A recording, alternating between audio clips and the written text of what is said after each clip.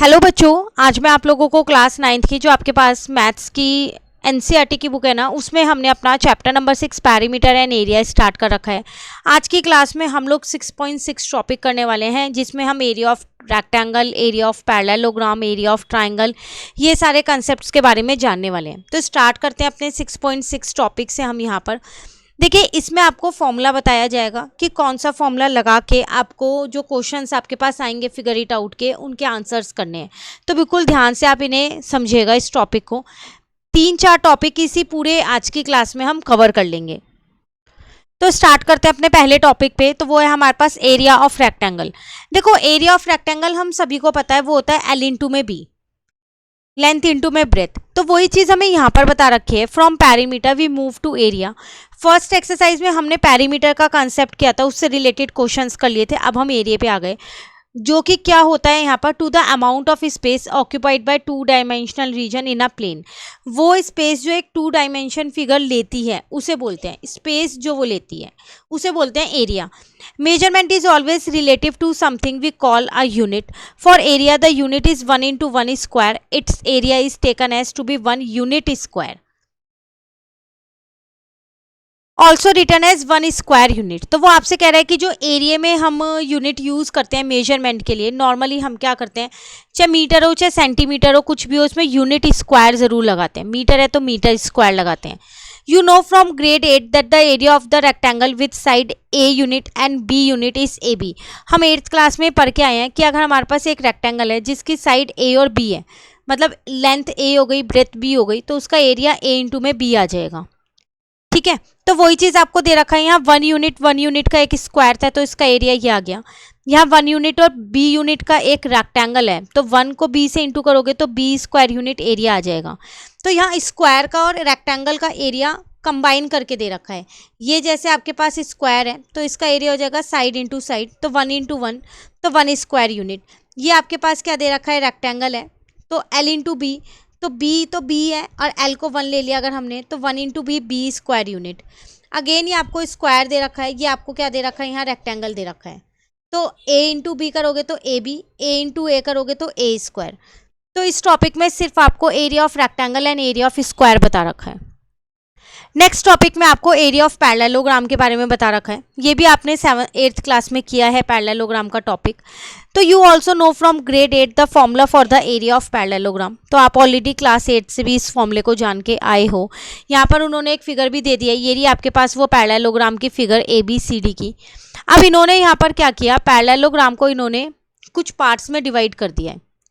तो वही चीज़ यहाँ लिखी है। Figure 6.17 show how to transform a parallelogram ABCD into a rectangle EB dash C dash F dash. तो उन्होंने क्या किया, इस पैरेललोग्राम को इस रेक्टेंगल में कन्वर्ट कर दिया। ये एक रेक्टेंगल हो गया और एक पार्ट जो वो वाला पार्ट है, ये वाला पार्ट ट्राइंगल का ले लिया इन्होंने। ठीक है, at right here parallelogram A dash B dash C dash is a copy of ABCD। तो जो ABC dash ये वाला जो पैरेललोग्राम है ना, ये इसी की ही कॉपी है एग्जैक्ट। मतलब सेम मेजरमेंट वगैरह से बना रखा है, सेम बेस सेम हाइट पे है, with the same base and same height. दो the two shapes are different. देखने में दोनों शेप्स डिफरेंट लग रही है, लेकिन इन दोनों का एरिया सेम होगा। इन दोनों का एरिया इसलिए यहाँ पर वो कह रहा है कि सेम होगा। वो क्यों होगा, क्योंकि उसने उसी की ही एग्जैक्ट कॉपी ली हुई है। So the area of parallelogram क्या हो जाएगा, बेस इंटू में हाइट इंटू में b is equals to b into h. तो मेन आपको यहाँ पर पैरेललोग्राम के एरिया का फॉर्मूला बताया गया है, वो होता है बेस इंटू में हाइट। तो अगर आपके पास कोई क्वेश्चन आता है जिसमें आपको पैरेललोग्राम का एरिया निकालना और बेस और हाइट दे रखी हो, तो आप आसानी से ये फॉर्मूला लगा के निकाल सकते हो। क्लियर। नाउ नेक्स्ट आपसे क्या कह रहे हैं, थिंक एंड रिफ्लेक्ट में what happen if the parallelogram is thin. अगर पैरेललोग्राम कुछ ऐसा बन गया, देखो अभी तो पैरेललोग्राम ऐसा था, तो आपने उसे आराम से रेक्टेंगल में डिवाइड कर दिया, रेक्टेंगल उसके अंदर एक ड्रॉ कर दिया। बट अगर वो पैरेललोग्राम ऐसा होगा तो, and the foot of the perpendicular from C to AD does not lie on the side AD। अगर हम इसमें यहाँ पर इसका जो परपेंडिकुलर डालते हैं, मान लो इस पर मैं ऐसे परपेंडिकुलर डालती हूँ, तो वो इसके ऊपर लाई ही नहीं कर रहा, AD के ऊपर। The construction then does not seems to work. तो फिर आप ये कंस्ट्रक्शन नहीं कर सकते ना। अभी आपने इसके अंदर क्या किया, आपके पास पैरेललोग्राम ये पर्पल वाला था, AB A dash, B dash, C dash और डी डैश। तो आपने बी से एक परपेंडिकुलर डाल लिया था और सी से एक परपेंडिकुलर डाल लिया, ठीक है। जब सी से डाला तो वो ये एफ है, और जब बी से डाला बी डैश से तो वो ई है। तो ईजिली वो ए डी वाली लाइन को आपने एक्सटेंड कर दिया तो उसके ऊपर आ गया, और सी का परपेंडिकुलर भी ए डैश और डी डैश पे है, लेकिन यहाँ का जो पैरेललोग्राम है वो थिन है। तो जब आप सी से परपेंडिकुलर डालोगे ना तो वो ए डी वाली लाइन पे नहीं आएगा। तब हम क्या करेंगे, तो हम उस गैप को कैसे फिक्स करें, तो यहाँ पर वही चीज़ आपको ये समझा रखी है। Here is a hint on how the problem of the thin parallelogram can be solved. तो अगर ऐसा कोई थिन पैरेललोग्राम आपके पास आ जाता है, कोई इससे रिलेटेड क्वेश्चन आ जाता है, तो उस केस में आप क्या करोगे वो दिखा रखा है। अब उन्होंने ये पिंक वाला वही पैरेललोग्राम लिया। Now select a point D dash on D A. D A वाली जो लाइन है, ध्यान से देखो, डी ए वाली यहाँ से लेके यहाँ तक की लाइन है, इस पे इन्होंने एक पॉइंट ले रखा है ये डी डैश, ठीक है। ये वाले इसी वाली लाइन पे एक पॉइंट ले लिया इन्होंने डी डैश, ठीक है। And the point A dash on D A extended. अब इसी वाली पॉइंट पे इसे एक्सटेंड करके एक और पॉइंट ले लिया ए डैश, इसी वाली लाइन पे लिया, याद रखना डी ए वाली लाइन पे। किस तरीके से कि जो ए डैश आपने लिया है और जो डी डी डैश लिया है ये दोनों इक्वल होंगे, इस तरीके से लिया है आपने। देन ए डैश बी डैश, ए डैश बी सी और डी डैश। अब आपके पास ये आपका नया पैरेललोग्राम बन गया। कौन से वाला, देखो ये वाला, मैं हाईलाइट कर रही हूँ, पहले इसे हटा देते हैं। आपने क्या किया, अपनी ए डी वाली लाइन पे दो पॉइंट्स लिए, एक डी डैश और एक ए डैश, ठीक है। पर वो लिए इस तरीके से है कि ए डैश और ए इनका गैप और डी डैश और डी इनका गैप इक्वल है।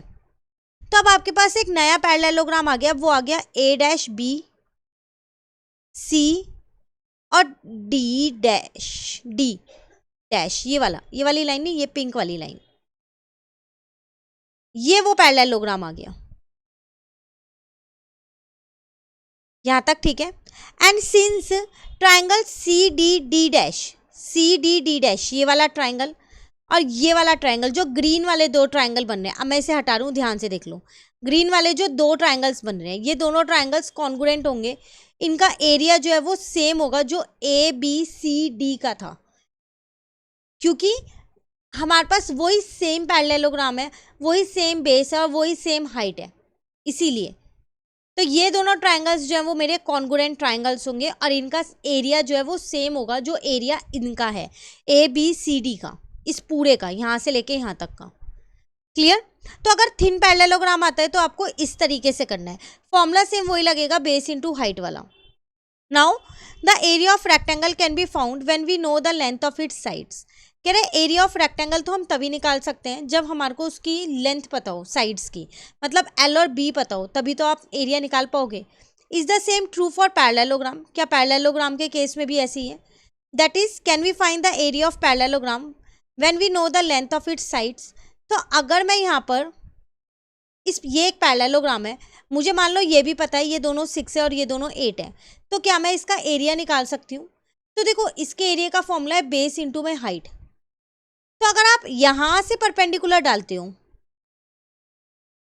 ठीक है, ये आपने परपेंडिकुलर डाला तो बेस तो आप ले पाओगे 8, लेकिन हाइट आपको चाहिएगी ना।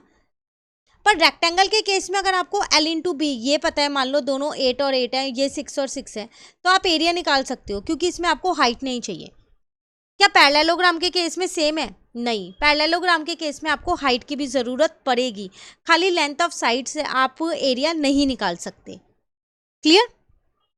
कह रहे what happen to the area of parallelogram if we decrease or increase the area angle between the adjacent sides while keeping the length fix. कह रहे कि क्या फ़र्क पड़ेगा अगर मैंने एक पैरेललोग्राम में क्या किया, इसकी जो मेरी लेंथ थी ना, मैंने मान लिया ये दोनों 8 थी, ये दोनों 6 थी, ये तो सेम है, उन्होंने क्या किया, ये जो एंगल्स बने हुए हैं ना, इनको इंक्रीज या डिक्रीज कर दिया है, या तो इंक्रीज कर दिया या डिक्रीज कर दिया, तो उनके एरिया में क्या चेंज आएगा। तो देखो एरिया का फॉर्मूला है आपके पास बेस इंटू में हाइट। यहाँ पर कहीं पर भी एंगल नहीं यूज़ हो रहा ना, तो इसका मतलब आप चाहे वो एंगल इंक्रीज करो चाहे डिक्रीज करो, उनके एरिया में कोई चेंज नहीं आएगा। तो हम कह सकते हैं यहाँ पर नो चेंज, कोई चेंज नहीं आएगा उनके एरिया में, क्योंकि उनकी जो लेंथ है वो फिक्स्ड है, सिर्फ एंगल ही तो चेंज हो रहे हैं और एंगल का एरिया में कोई भी यूज नहीं है। क्लियर? तो ये था आपके पास पैरेललोग्राम का कंसेप्ट जो कंप्लीट हो गया। मेन आपको फॉर्मूला याद रखना है बेस इनटू हाइट का।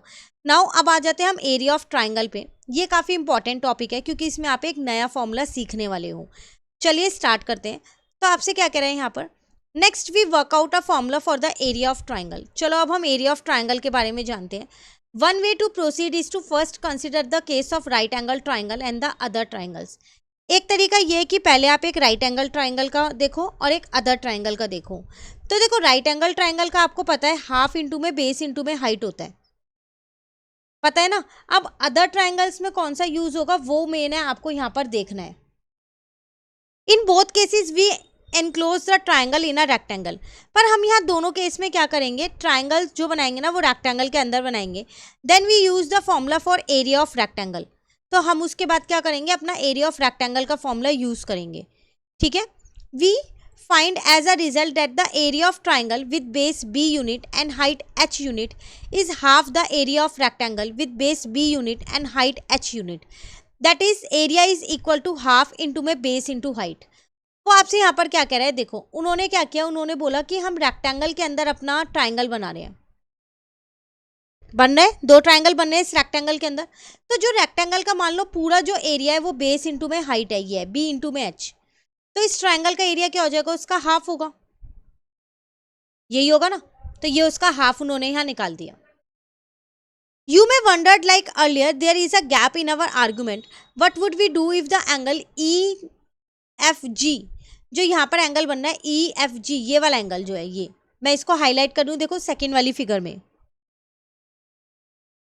कह रहा है अगर ये ऑब्ट्यूज हो and the triangle were shaped like triangle EFG in figure 6.20b। अब वो ट्राइंगल कुछ ऐसा दिख रहा है। अभी आपको ये देख के पता चल रहा है कि आपके पास एक्यूट एंगल है यहाँ पर F पॉइंट पे, है ना। अब वो कह रहा है मान लो कि अगर ये ऑब्ट्यूज हो, अब ये ऑब्ट्यूज बन गया और ये ट्राइंगल कुछ ऐसा दिख रहा है, तो कैसे निकालोगे आप। यहाँ पर आपने इस रेक्टेंगल के अंदर इस ट्राइंगल को बना लिया, इसका भी निकाल पाओगे, इसका भी, पर फिर इसका कैसे निकालोगे ये आपको बताना है। A nicer way of working out the formula for the area of triangle is by seeing that two congruent copies of triangle can be fitted together to make a parallelogram। तो एक बहुत बढ़िया तरीका है, हम उसमें क्या देखते हैं कि एक पैरेललोग्राम के अंदर दो ट्राइंगल की कॉपीज हैं, बिल्कुल एक जैसी, एग्जैक्ट कॉपीज। मतलब एक ट्राइंगल ये और एक ट्राइंगल ये, दोनों को जोड़ दोगे तो एक पैरेललोग्राम बन रहा है, यहाँ पर बन गया ना। तो इन फिगर 6.21a इसमें देखो triangle ABC and the triangle A', B', C', ये कॉन्ग्रुएंट ट्राइंगल्स हैं क्योंकि ये बिल्कुल उनकी एग्जैक्ट कॉपी है उसकी। तो दे फिट टुगेदर, उन्होंने इस दोनों को ज्वाइन कर दिया और एक नई फिगर बन गई जो कि बन गई पैरेललोग्राम। तो रेक्टेंगल के केस में अगर रेक्टेंगल के अंदर ट्राइंगल है तो हम एक्यूट एंगल का और नॉर्मल राइट एंगल ट्राइंगल का निकाल सकते हैं। बट अगर वो ऑब्ट्यूज एंगल आ जाएगा तो क्या करेंगे, तो जब ऑब्ट्यूज एंगल आ जाता है तो उसकी जो एग्जैक्ट कॉपी हम बनाते हैं और उन्हें ज्वाइन करते हैं तो वो पैरेललोग्राम बनाते हैं। ठीक है, नाउ आगे आपसे क्या कह रहे हैं, do you see why the two triangle fit together to make a parallelogram? If you study the angles in a figure, example angle B', C', A and the angle BCA, you will see why this is so. Keep in mind the criterion by which we check whether two lines are parallel. कह रहे आपने notice किया कि हमने इन दो triangle को fit करके एक पैरेललोग्राम ही क्यों बनाया। तो अगर आप यहाँ पर देखो एक बारी, जो आपके पास B', C' ये वाला और A' वाला, ये वाली जो फिगर है, ठीक है, ये वाला एंगल और ये वाला एंगल अगर आप देखो तो इन दो एंगल्स को ध्यान से देखो, जब आप इन्हें ज्वाइन कर रहे हो तो ये क्या फिगर ले रही है एग्जैक्टली।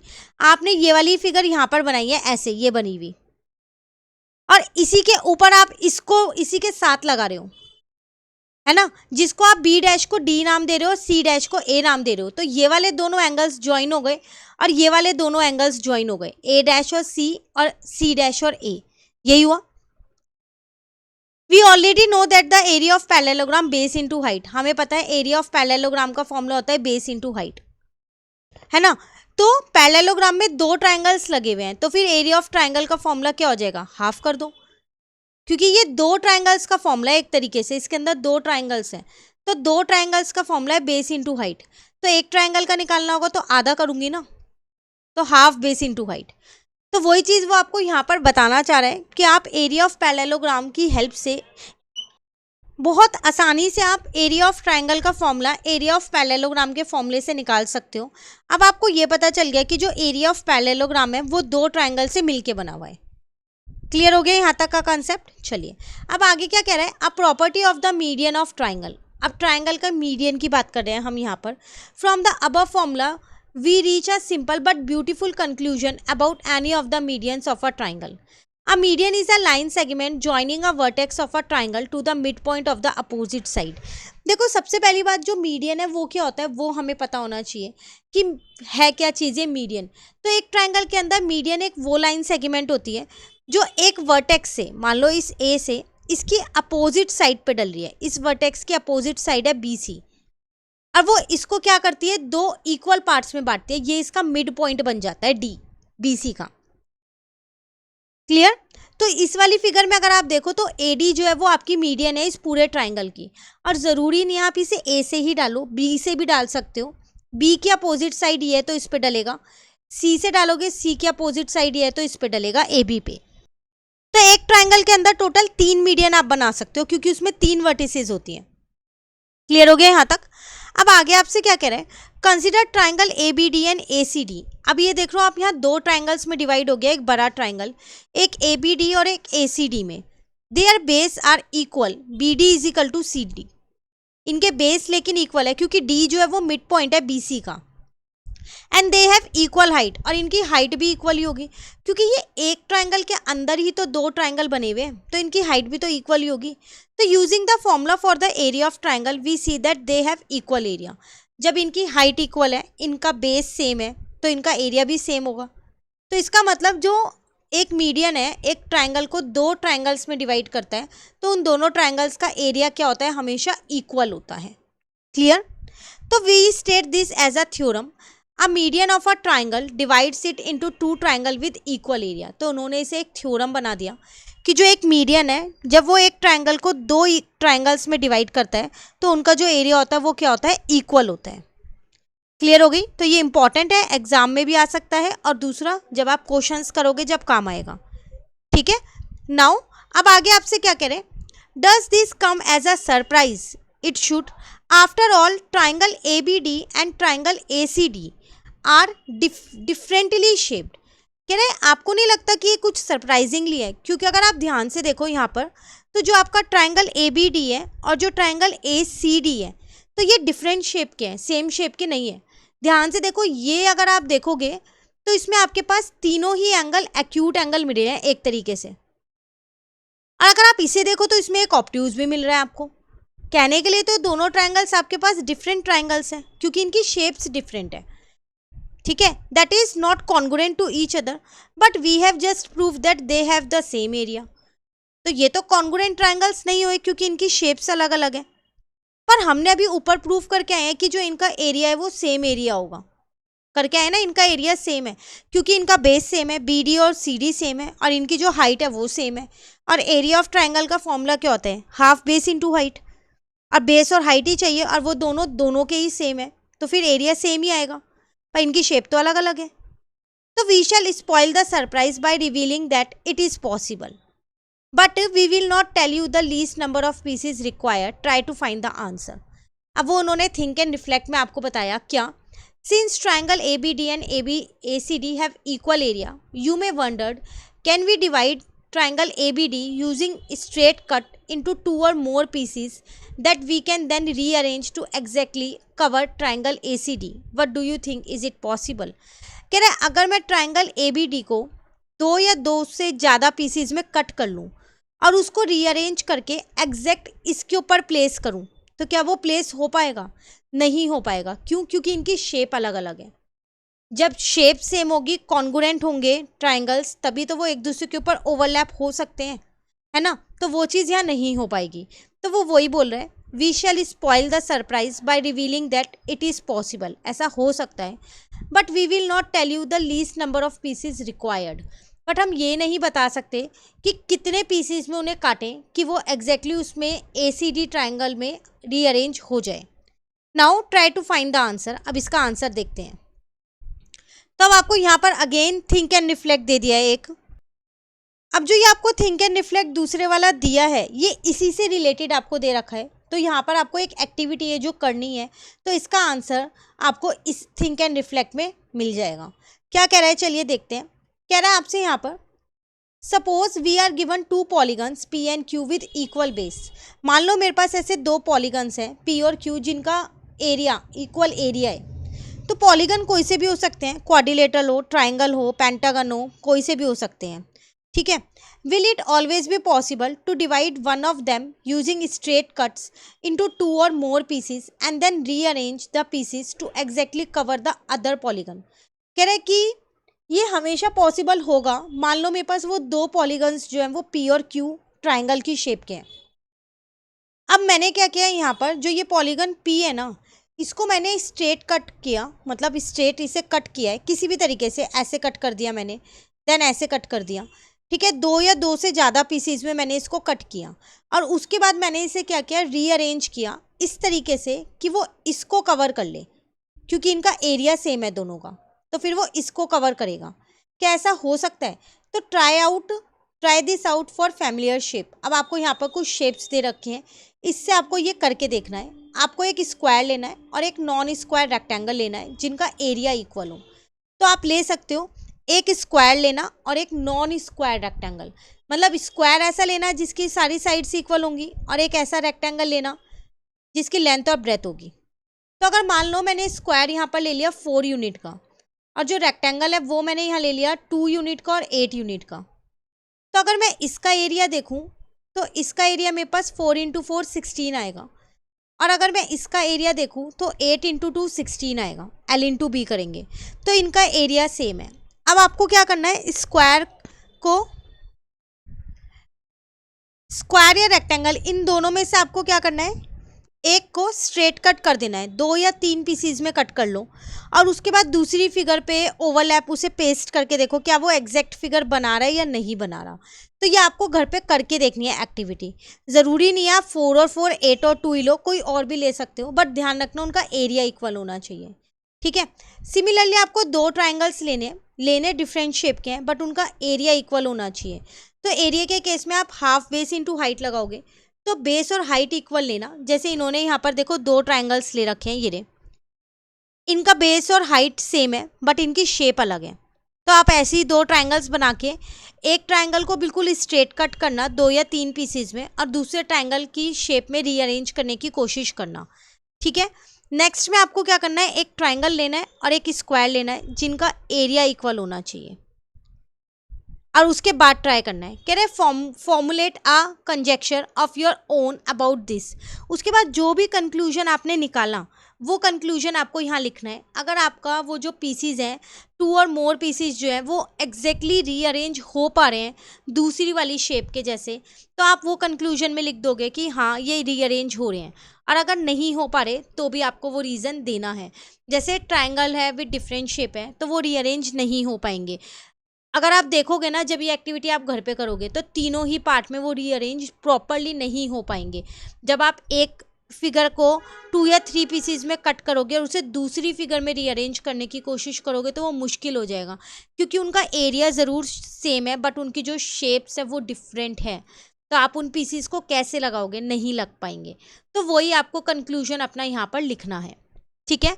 नाउ आगे आपसे क्या कह रहे हैं, think of various rectangle with perimeter 40। कह रहा है ऐसे कुछ रेक्टेंगल्स निकालो जिनका पेरीमीटर 40 हो। अब देखो पेरीमीटर का मेरे पास फॉर्मूला होता है 2 × L + B। तो मुझे L और B जो है वो कितना चाहिए, 20 चाहिए। तो काफ़ी सारी पॉसिबिलिटीज़ हैं। अगर मैं L 10 ले लूँ और B भी 10 ले लूँ तो पेरीमीटर 40 हो जाएगा, 20 × 2 40। ठीक है। उसके बाद और क्या क्या पॉसिबिलिटीज़ हो सकती हैं, 16 और 4 ले सकते हैं हम, 4 और 16 ले सकते हैं। ठीक है ना, ले सकते हैं ना। उसके बाद हम कुछ और भी ले सकते हैं, 11 और 9 ले लो। ऐसे तो बहुत सारी पॉसिबिलिटीज़ हैं। तो ऐसे आप बहुत सारे रेक्टेंगल्स बना सकते हो जिसमें पेरीमीटर 40 आएगा, बट उनकी लेंथ और ब्रेथ अलग अलग होगी। How many such rectangles are there, तो सो मैनी कह सकते हो या इनफाइनाइट कह सकते हो, आप बना सकते हो। Among them there is one whose area is greatest, अब इनमें से एक ऐसा होगा जिसका एरिया ग्रेटेस्ट होगा, तो उसकी डायमेंशन बताओ। उसी तरीके से कोई एक ऐसा होगा जिसका एरिया स्मॉलेस्ट होगा, तो उसकी डायमेंशन बताओ कि क्या होगी। तो आपको यहाँ पर वो अलग अलग रेक्टेंगल्स जो हैं वो बनाने हैं। तो देखो इस केस में आपको एक चीज़ देखनी पड़ेगी। रेक्टेंगल तो हमने ये जान लिए कि जिसका पेरीमीटर 40 होगा, उसके हम कई सारे सो मैनी रेक्टेंगल्स हम बना सकते हैं, इनफाइनाइटली हम यहाँ लिख सकते हैं। अब बात आती है लार्जेस्ट और स्मॉलेस्ट एरिया की। यहाँ आपको पेरीमीटर दे रखा है और आपसे जो क्वेश्चन पूछा गया है वो एरिया से रिलेटेड पूछा गया है, ठीक है ना। तो अगर हम यहाँ लार्जेस्ट की बात करें तो लार्जेस्ट एरिया हमारा उसी का होगा जिसमें जो साइड्स हैं दोनों वो लार्जेस्ट होंगी, है ना। अब अगर मान लो मैं यहाँ पर एक रेक्टेंगल बना दूं, अगर मैं दोनों 10-10 लूंगी तो इसका जो अगर मैं एरिया निकालती हूँ तो एरिया आ जाएगा, ये स्क्वायर हो गया एक तरीके से, रेक्टेंगल का ही एक पार्ट है, क्योंकि यहाँ पर इसकी लेंथ और ब्रेथ सेम है, तो इसमें मैं एरिया ऑफ स्क्वायर या एरिया ऑफ रेक्टेंगल दोनों कह सकती हूँ। तो वो हो जाएगा 10 × 10, इसका मतलब 100 स्क्वायर यूनिट। अब इससे छोटी आप कोई सी भी डायमेंशन ले लो जिसमें पेरीमीटर तो 40 बन रहा हो, पर जो इसका एरिया है वो 100 से छोटा ही आएगा। कैसे 100 से छोटा आएगा, अगर आप कोई और भी लेते हो यहाँ पर तो 100 से छोटा कैसे आएगा। अगर आप मान लो यहाँ पर 18 और 2 लेते हो, बनेगा आपका तब भी वो 20, एक और मैं यहाँ पर ले लेती हूँ, ठीक है। तो ये मान लो मैंने यहाँ पर 18 ले लिया और ये मान लो 2 ले लिया, तो जब आप इसका एरिया निकालोगे तो एरिया कितना आ जाएगा, 18 इंटू में 2 करोगे, ठीक है ना। तो 2 8 जा 16 और एक 36 स्क्वायर यूनिट आ जाएगा। 10 से बड़ा आप ले नहीं सकते, लेंथ और ब्रेथ को 10 से बड़ी नहीं ले सकते, क्योंकि उसके बाद अगर आपने बड़ा ले लिया, मान लो 12 ले लिया दोनों को, तो उस केस में आपका पेरीमीटर 40 नहीं आएगा। तो आपसे वो क्वेश्चन में जो पूछ रहा है वो ये पूछ रहा है, among them there is a one whose area is the largest, इनमें से कोई एक ऐसा है जिसका एरिया लार्जेस्ट होगा, तो उसकी डायमेंशंस क्या होंगी। तो उसकी डायमेंशंस जो एल है वो भी 10 यूनिट होगी और जो ब्रेथ है वो भी 10 यूनिट होगी, उसी का एरिया सबसे बड़ा होगा। सिमिलरली अगले क्वेश्चन में कह रहा है अमंग ऑल दीज रेक्टेंगल्स, जो वो इनफाइनाइटली मैनी रेक्टेंगल्स हमने बताए हैं, उनमें से कोई एक ऐसा होगा जिसका एरिया स्मॉलेस्ट होगा, तो वो आपका कौन सा केस होगा।